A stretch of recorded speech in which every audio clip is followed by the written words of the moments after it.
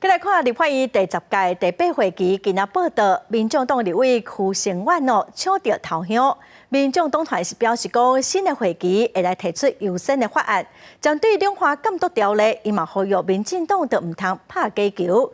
立法院长游锡堃早起主持国际事务处的挂牌仪式，嘛邀请前院长王金平出席。好心情全伫面内，民众党立委邱成远抢头香报道。立法院第10届第8会期初一报道日，邱成远透早3点52分就伫外口等。邱成远表示，会严审明年总预算，定条条渐渐预算执行，甲改革台电了钱。民众党团提出优先法案，包括道路交通安全基本法、上街工资法、甲两岸监督条例，唤醒民进党唔通拍假球。如果民进党还是不排的话，我觉得这就是表现了他们完全要打假球，而且呢，在两岸这个部分的话，其实就像刚才回答的，其实他们是没有任何解决能力的。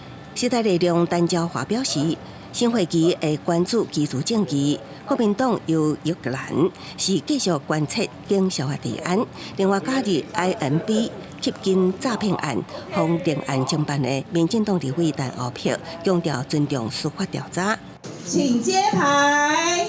新会期报道日，同时也是立法院国际事务处甲牌运作的大日子。立法院长游锡堃亲自主持，邀请前院长王金平出席。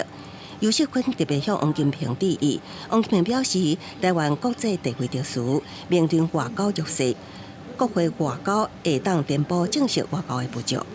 在国际上，有许多台湾行政官员走不进去的地方，国会外交确实可以弥补不足。我也非常高兴回到娘家来参与这场盛会。我们再度跟游院长有这样一个决心，跟这样一个做法呢，我们要感到非常的敬佩。另外，新会期正式开机日期，游锡堃上紧15调集党团协商。拄啊好有选会期，拄着选举年，时间真迫。开机日期有计伫9月下旬登场。记者综合报道。